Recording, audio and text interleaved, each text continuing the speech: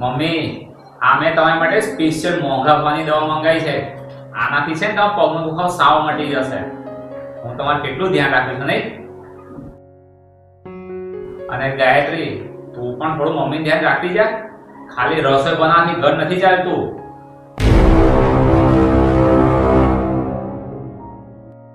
A few moments later. Mummy, આ માલિશથી તમને ફેર તો લાગે છે ને? પણ તમે જિજ્ઞેશને ના કહેતા, નહીતર એ ટેન્શનમાં આવી જશે કે એમના મોંઘા ભાવની દવાથી પણ તમને ફરક નથી પડ્યો.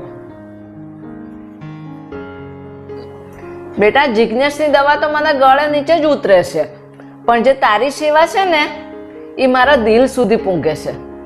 અને જે તારી આ સેવા કરે છે ને તું, એનેથી તો હું ચાલી શકું છું.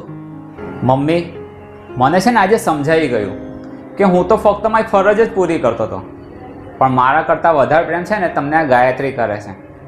અને ગાયત્રી મને માફ કરી દેજે, મેં તારા પ્રેમને ક્યારે જોયો જ નહીં.